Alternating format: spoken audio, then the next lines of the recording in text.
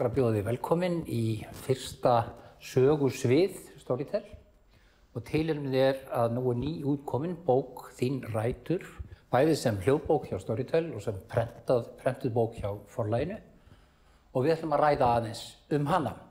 Hún hefur undirtitilinn á æskuslóðum minninga og mótunar. Og ég langar eiginlega að spyrja þig fyrst að ég veit að bókin er skrifuð alveg sérstökum ástæðum og líka við alveg sérstakar aðstæður. Ef ég spyr þig fyrst ástæðunar. Já, ástæðunar voru fyrst og fremst tvíþættar. Annars vegar höfðu dætur mínar Döllóttina árum saman kvartað yfir því að þær vissu mjög lítið æsku mína á Þingeyri og Ísafirði, veikindi móður minnar, hvernig það var að koma til Reykjavíkur sem 10 ára strákur, frændfólkið og skólaárin. Og ég var nú búinn að lofa þeim nokkuð ofta að setjast niður og segja þeim eitthvað af þessu og hafði nú aldrei efnt það. Svona eins og maður segir við börnin sín. Nei, akkurat. Svo kom COVID sem eiginlega hinn ástæðan. Og eins og þú veist að þá settist ég niður nokkrum mánuðum eftir að faraldurinn hófst og skrifaði það sem hét svo á endanum Sögur handa Kára og var svona hvatning frá Kára Stefánsinni af því ég hefði hitt mikið af svona frægðarfólki í veröldinni og gæti sagt skemmtisögur af því.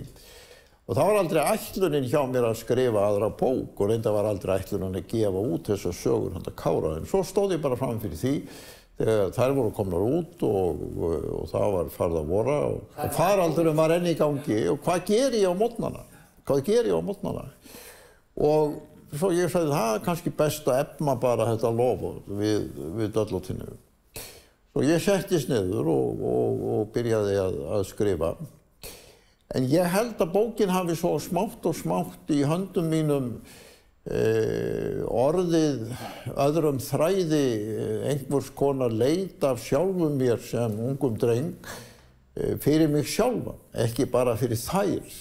Heldur þá fór ég að skoða rætur mínar fyrir vestan og svo hér í Reykjavík, í Þingholtunum og í skólunum, fólkið sem mótaði mig og spyrja spurninga samband mitt með móður mína, föður minn, skólafélaga og aðra og smátt rann það upp fyrir mér að annars vegar var ég að skrifa Ísland sem er löngu horfið og hins vegar var ég kannski að svara ákveðnum spurningum mig sjálfan sem dætur mínar höfðu kannski hvorki haft áhuga eða kjark til að spyrja og þetta var niðurstaðan. Þetta verður leit fyrir sjálfa þig og nú ert þú náttúrulega að leyfa þjóðinni að verða samferða, sem að segja, og ekki bara dætur. Já, þó að það hafi nú kannski ekki verið ætlunin í upphafi að bjóða þjóðinni í þetta ferðalag, heldur eins og ég sagði áðan að efna loforð við dætur mínar og fara svo smátt og smátt að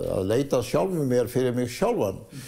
En ég ákvað þó ansi snemma á þessu ferli þegar ég satt á morgnana og skrifaði hvort það var í London eða hér heima að vera bara miskunnarlaus og hreinskilinn og veigra mér ekkert við að takast á við ýmsar spurningar bæði mig sjálfan, sambandið af og ömmu, foreldrar mína, sérstaklega móður mína sem ég hafði í raun og veru ekki séð í 6-7 ár þegar við komum hingað til Reykjavíkur af því að hún hafði verið á Berklahænum meira eða minna allan þann tíma. Og niðurstaðan var þess vegna bók sem allavega mér sagt af ýmsum sem að lesa en að hún sé mjög óvenjuleg, sérstaklega fyrir mann í minni stöðu og eftir þannig langa feril á henni opinbera sviði að setjast niður og ég segi nú ekki að þetta séu játningar en svona í þeim anda. En hún er opinská sko og ég ætla aðeins að koma inn á þetta betur með móðina sem er kannski sá kafli sem grípur lesandan og hlustandan eins og ég nú að segja hér sterkast. En fyrst þetta sem þú nefndir aðeins, þú segður okkur frá Ísafirði og Þingeyri vegna þess að það er alveg merkilegt þegar maður les þetta. Þessi heimur, hann er fullkomlega horfinn.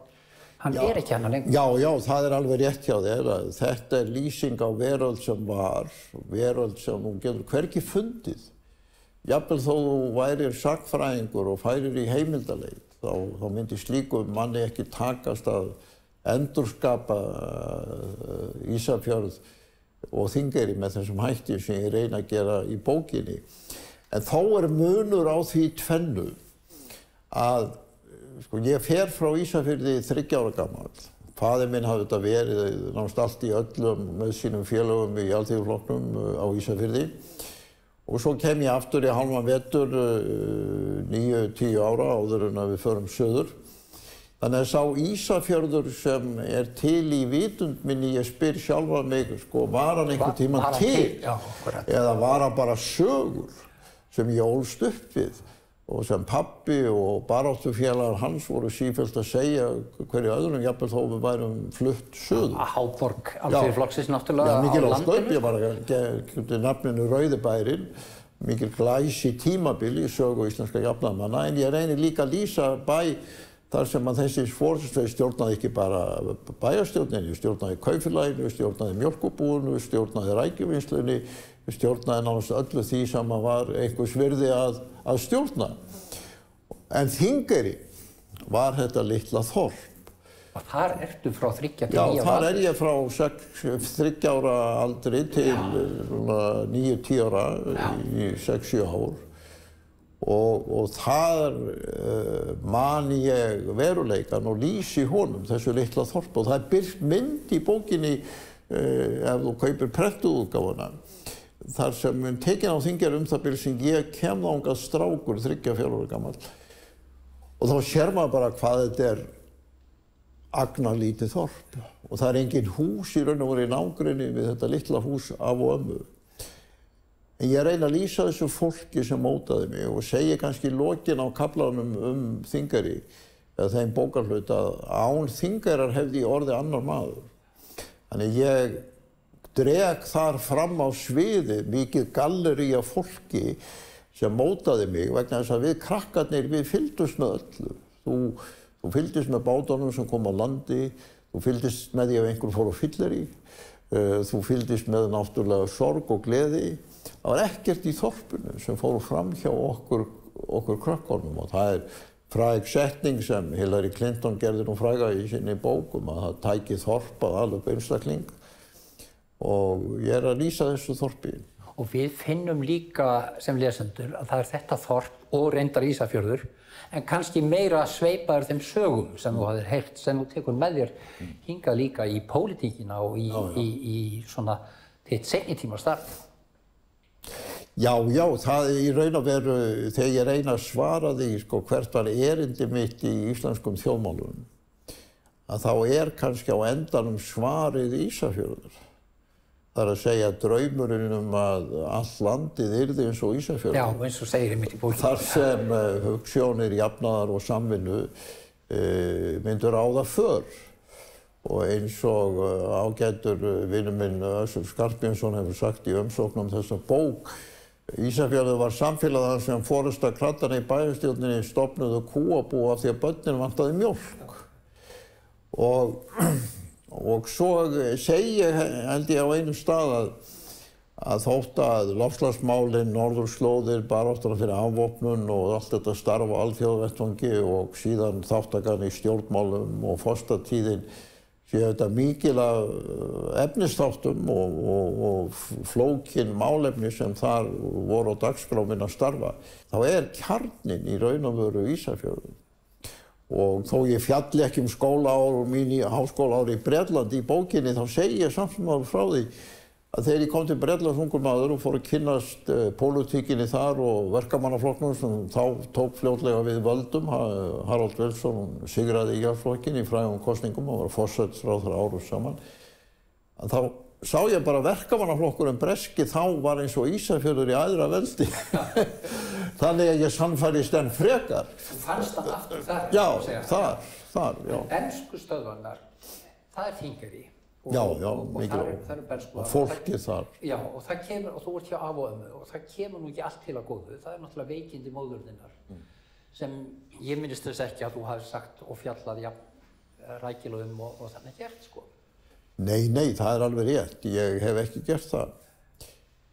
Og það svo merkilegt að þótt berklarnir væru samfelldur faraldur, og við vitnum nú í það sem við höfum upplifað sem þjóð síðustu misserinn, árum saman og algengasta dánarorsök á Íslandi lengi vel, þá einhvern veginn eins og eftir að tókst að finna lækningu við berklanu þá var þjóðin bara ákveðið að gleyma þessu. Við höfum alveg ítt þessu frá okkur, Já. bara rétt síðustu. Þetta sko slík hryllingssaga eins og með mömmu. Hún veikist 16 ára og send suður, ung stúlka frá þessu litla þorpi, hér á hælum, kemur svo aftur vestur og alveg bara þangað til hún rúmlega 50, hún að glíma við berklana með einum eða öðrum hætti. Og hún fór í svokallaða höggningu sem að menn þekkja ekki í dag, en það var talið þá hugsanlega eina lækningin og fólst í því að fólk var sendt norður á Akureyri, þessi Guðmundur Karl skurðlæknir sem hafði verið í Finnlandsstríðinu og verið þar læknir á vígstofunum, svo að hann var svona tilbúinn að gera ýmislegt sem aðrir læknar voru kannski ekki tilbúnir að gera. Og hann framkvæmdi aðgerðir þar sem að hann bara í bókstaflegri merkingu eins og orðið höggning gefur til kynna hjó rif úr berklasjúklingunum og þeir voru vakandi í aðgerðir. Meðan þetta gerist. Já, þeir eru bara deyfðir með morfíni og öðru og ekki svæfðir. Og hann tekur úr mömmu 9 rif. 9 rif. Og síðan náði hún sér kannski á vissan hátt, en auðvitað líka eins og ég gaf í bókinni þá var þetta náttúrulega andleg byrði líka. Já. Þannig að hún var kannski ekki alveg heil á geði, hvað maður segja, eins og venjulegt fólk í framhaldinu. Og svo þegar við komum hérna suður, þá fer ég að kynnast þessu fólki sem var með henni á Vífilsstöðum og á Reykjalundi. Og svo rann það upp fyrir mér af hverju voru Vífilsstaðir svona langt fyrir þetta bæinn. Við þurftum að taka rútu þegar við fórum þangað þegar mamma vildi sýna mig læknunum á Vífilsstöðum. Og Reykjalundur var náttúrulega byggður upp í Mosfellsbæ sem þá var eiginlega bara sveit. Já. Það var að því að almenningur vildi ekki hafa berklasjúklingana nálægt sér. Þetta voru bara svona gettos eða fangabúðir ef maður orðaði það þannig, langt fjarri byggð. Og ein ástæði fyrir því að Reykjalundur byggður á Nýja Leik var að þó að fólk læknaðist, það var ótti við berklana svo ríkur í hugum fólks að ef viðkomandi og fjölskylda hans bjó í blokk, þá voru aðrir íbúar í blokkin ekki tilbúin að viðkomandi kæmi heim. Og ég raun og veru elstu fyrir vikið upp meira að minna án móður þínar. Já, ég raun og veru, sko, hún mér bara alveg frá því ég man eftir mér 34 ára, sko, kona í fjarlægð, sem ég vissi raun og aldrei hvort ég myndi sjá aftur. Og eins og ég nefni í bókinni, amma var mjög guðhrædd og trúði einanlega á góðan vilja Guðs, lét mig á hverju kvöldi ljúka bænum á þann hátt góður Guð ekki láta móður mín að deyja. Men á ekki skynsamlega uppeldisaðferð. Og þess vegna elst ég upp árum saman og hún sér mig ekki árum saman.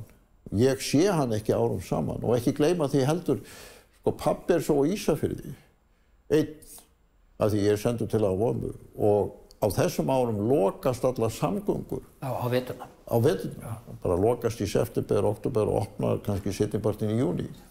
Þannig ég sá hann heldur ekki, nema kannski einu sinni tvisvar á hverju ári. Þannig að þessi bernsku ár eru hjá af og ömmu? Já, Mamman víðs fjarrinum í bænum? En með þessa sterku vitund að það væri fullkomlega óvissu háð hvort að ég myndi sjá móður mína nokkurn tímann aftur. Og þegar ég loksins fer að vera með henni eftir að við flytjum suður og kaflinn í bókinni sem helgaður Þingholtunum og Melunum og skólaárunum hérna við sunnan hefst, þá var hún mér að mestu leyti ókunnug kona. Og ég reyni í bókinni að takast á við það hvernig var það fyrir ungan dreng að takast á við þann verður. Já, líka því, sko, eins og þú segir, seinni tíma höfum við bara ekki talað um berklana frekar en þeir hafa átt sér stað og síðan hefur þetta lagst á sinnið á henni. Hún hefur orðið veik á geði bara af þessu líka og það mátti heldur ekki tala um það. Nei, það náttúrulega lá í þetta hvorttveggja í algjöru þagnargildi. En ég hef oft hugsað það og ég, sko, við getum ekki sett okkur í spor þessa fólk sem var á Vífilsstöðum. árum saman og sjúklingar voru svo að deyja í næstu rúmum eða næstu stofum. Og ég hef á fullorðinsárum hitt stundum konur sem voru með mömmu á Vífilsstöðum og fara að segja mér sögur af því hvað þetta tók mikið á hana. Og svo það nú merkilegt, sinni hvað lífið skrítið, að þegar ég var búinn að skrifa bókina, þá hafði ég lofað þessu safni sem var stofnað nýlega í Eyjafirði, Hælið Bjarkavíkina, að fá kannski eintaka einhverju einum eða tveim bréfum sem mamma hefði skrifað. Og ég afhenti öll mín skjöl Þjóðskjalasafninu og það var búið að flokka þau öll sömul og svo ég fer upp á Þjóðskjalasafn og bið að fá sjálf kassan með þessum bréfum. Og þá í fyrsta sinn, 78 ára gamall, uppgötta ég, þarna eru yfir 50 bréf sem mamma hefur skrifað alveg frá því að hún verður eftir á Þingeyri þegar þau gifta sig, pappa og mamma, þá var hún að veikjast aftur og gat ekki farið með pappa til Ísafjarðar og þangað til árið áður en við flytjum suður. Og þessi bréf hafði pabbi geymt í svona gamalli, beyglaðri ferðartösku. Ég held að geymdi bara einhver bréf frá mér og eitthvað annað, hafði aldrei skoðað hvað var á botninum í kistunni og allt í einu þegar ég er búinn að skrifa þessa bók, þá sit ég upp á Þjóðskjalasafni og þarna eru alltaf þessi bréf, þessi sorgarsaga með hennar eigin hendi og í hennar eigin frásögn og satt að segja ótrúlega vel skrifað. Og það var mikil upplifun líka. Nú, en svo við nefnum það nú líka, 10 ára, þá ferðu til Reykjavíkur. Já. Og þar finnur þér eiginlega líka þorp. Eins og maður getur séð í bókinni. Já, ég var frekar ósáttur við að fara til Reykjavíkur. Já. Mín veröld var fyrir vestan, hún var á Þingeyri, þar voru leikfélagarnir, þar gátum við allt. Þar var fjaran og fjallið og bryggjan og við gátum gert hvað sem við vildum. Og svo flytjum við og búum á Óðinsgötunni, þeim endanum sem er þarna næst því sem menn þekki í dag sem veitingahúsið 3 Frakkar. Og þarna í Þingholtunum var bara annað þorp, en það var mér framandi. Þú þekktir ekki mikið fólk í næstu húsum og það var engin leiksvæði. En þarna var sem sagt bakarinn í næstu götu, það var Klein Kjötkaupmaður sem núna er veitingahúsið, það var lítil matvöruverslun, það var síld og fisk bara niður á næstu götu. Og þetta var okkar nýja þorp og svo fór ég í Miðbæjarskólann og eins og ég fjallaði í bókinni, þá næstu 9 árin var ég í skólum við Lækjargötu. Fyrst Miðbæjarskólann. Já, ég segi það, þú ert komin inn í þorp sko. Og svo hinum megin við götuna í Landsbókstildinni og svo á Menntaskólanum í 4 ár. Og ég reyna að lýsa líka hvernig þessi Reykjavík var. Því að þessi Reykjavík Halldór er líka horfin. Það er ekki bara Þingeyri og Ísafjörður sem ég þekkti í æskuminni sem er líka horfin. Þorpið í Þingholtunum sem ég ólst við þar sem Tolli síld og fisk afgreiddi sjálfur. Milli þess að maður safnaði málverkum eftir Kjarval og Ásgrím og aðra. Þetta þorp er líka horfið. Og ég held líka að þessi veröld í skólunum sem ég reyna að lýsa líka, og þess vegna verð ég svona miklu rými í bókinni til að lýsa henni, skólaveröldinni, hún er líka horfin. Þess að menntaskólinn sem ég kem inn í og landsbókstildin er náttúrulega fullkomni elitskóli og í rauninu bara 19. aldarskóli. Já, og drengurinn að vestan er allt í einu komin í yfirstéttina hér sko. Já, og því að það var heldur engin annar menntaskóli í Reykjavík. Þetta var bara eini skólinn. Og þarna voru ættarlaukar ráðafjölskeldanna í landinu, sérstaklega Sjálfstæðisflokksins, og með sína frægu feður og sitt uppeldi. Og síðan einhver alþýðubörn eins og ég og Sverrir Hólmarsson og Einar Már og einhverjir fleiri. Og þetta verður svona hrærigrautur, þar sem að menntaskólinn tekur við. Og sá menntaskóli var, hann var bara 19. skóli. Viðhorfin í skólunum voru það sem skipti máli, voru Íslendingasögurnar og Völuspá og sviði bókmennta. Halldór Laxness og Þorbergur voru aldrei nefndir. Og einn helsti íslenskur kennarinn í 7. bekk, hann taldi sér það til tekna að hafa aldrei lesið Halldór Laxness. Já, menn það voru svona viðhorfin. Þannig að sko, gerjunin í íslenskum bókmenntum á þessum tíma fór algjörlega fram hjá skólanum. Og Íslandssagan, henni lauk á, með þjóðfundinum sem hafði hörið fram í skólanum. Og náttúrulega menningin út í heimi, nútíma menning í gerjunin, hún var aldrei rædd. Og ég reyni þessum í bókinni líka í kafla sem snertir ekki skólana, heitir sko Menningarflóran og Mokka, að lýsa því hvernig við fórum að sækja í þessa nýju menningu frá straumana frá Frakklandi, Ítalíu, Ingmar Bergman frá Svíþjóð með því að sækja Filmíu og Grímu, fara í bókabúð Krón og skólaverðstígnum upp á Mokka, sjá beðið eftir Gótó í Iðnó. Já, enda íslenskt leikhús á þessum tíma mjög nútímalegt. Já, mjög. Ég hef oft sagt það við ýmsa svona sem í dag eru kannski að horfa á leikhúsin gagnrýninn á þessum tíma, það undravert hvað Iðnó og Þjóðleikhúsið sýndu snemma þessi framúrstefnu avantgarde verk. Þessi listgrein grípur mjög snemma líka. Já, mjög snemma vegna þess að þessi menningarheimur, nýju straumarnir sem að kynslóð Thors Vilhjálmssonar, Vigdísar Finnbogadóttur og aðrir komu með, hún var öll í nágrenni við skólan. Ef þú horfir bara á þennan litla bletti kringum menntaskólan, þar sem að í Tjarnarbíó, gamla Tjarnarbíó, þar voru sýningar Grímu og þar var líka Filmía. Svo var Iðnó náttúrulega bara þarna rétt hjá. Svo var Mokka upp á Skólavörðustíg og svo var farið í bókabúð Krón í Bankastrætinu og svo Þjóðleikhúsið sem bara Hverfisgötunni. Þannig að við gátum hellt okkur inn í þennan nýja evrópska heim með Sartre og Camus og Bergman og aðra. En verið í skóla í þessu miðju sem lét eins og þetta var ekki til. Nei, akkurat. Og það er þessi þversögn sem ég er líka að reyna að lýsa í bókinni vegna þess að ég held að yngri áhugamenn íslenska menningu og bókmenntir, þeir geti bara ekki gert sér grein fyrir hvernig þessi veröld var. Og þess vegna eiginlega gef ég menntaskólaárunum meira svigrúm í bókinni en ég ætlaði kannski upp að vegna þess að ég áttaði mig allt í einu á því að ég var að lýsa Íslandi bæði svona hugmyndaheimi, kennarana, skólans, jafnvel þjóðarinnar og svo þessari fyrstu gerjun nýrra tíma.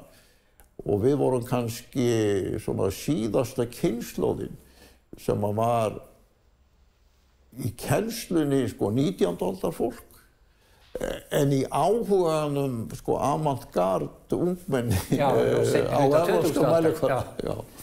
En svo, og bókinni lýkur þar sem þú ert að fara utan, þar sem sveitastrákurinn að fara út í heim eins og sígildað viðfangsefni. Megum við þá ekki eiga vona á fleiri bókum?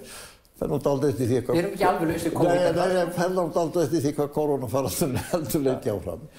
En ég get alveg sagt það í fullum hreinskilni, sko, ég hef haft gaman að þessu.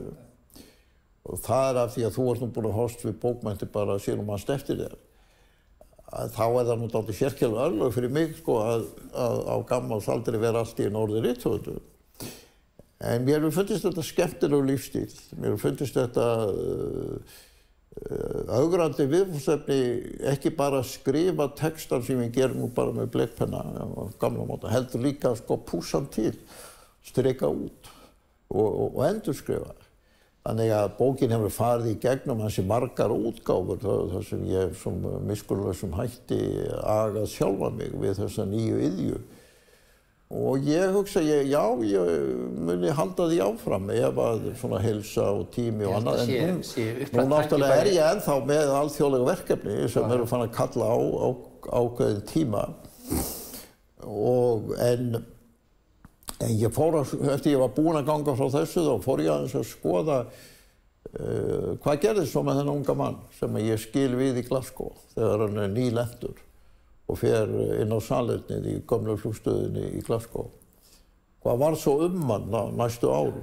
Þú getur náttúrulega reiknað með því að bæði hlustendur og lesendur bíða svolítið spenntir eftir því og ýmsir samtímamenn kannski misspenntir eftir þú segir frá því. Ég hef nú ekki ennþá heyrt í skólafélögum mínum varðandi þessa bók, það kemur í ljós. En ég áttaði mig á því það gat verið forvitnilegt líka að reyna að draga upp mynd af því hvernig blasir Bretland og Evrópa vegna þess að ég á skólaárunum fór ég í ferðalög líka til Þýskalands og annarra landa á meginlandinu. hvaða áhrif hafði heimurinn svo á þennan unga mann.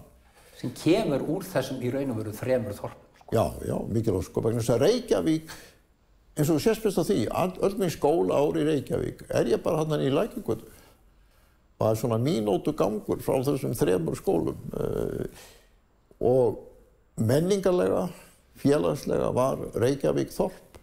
Borgin var ennþá þetta litla samfélag með moldargötur, í raun og veru engin tengsl við umheiminn. Þannig að þegar ég flýg til dæmis til Glasgow til að fara til Manchester haustið 1962, þá bara 1 flug á dag frá Íslandi til Evrópu og það frá Reykjavíkurflugvelli. Og það flugvél að fara til Kaupmannahafnar og millilendir í Glasgow. Þannig voru samskiptinu við hann. Nei, það verður mönnum tilhlökkunarefni að sjá þetta framhald. Mér langar að nefna eitt kannski í lokin, Ólafur. Þetta dálítið óvenjulegt og ýmsir rithöfundar hafa verið smeykir við þetta, en þú gerir þetta strax í fyrra. Að láta bók bæði koma sem hljóðbók og prentaða bók, og þú hefur hrifist af hljóðbókaforminu. Já, en það var nú kannski ekki þannig að ég gerði það upp við mig hvort ég væri hræddur ekki við það. Nei. Heldur, ég ætlaði aldrei að gefa sögur handa Kára út. Þær byrjuðu bara sem... Þú ætlaðir að segja þær? Bara sem tómstundaverk á morgnana. Þegar kórónufaraldurinn bara hindraði nánast allt annað.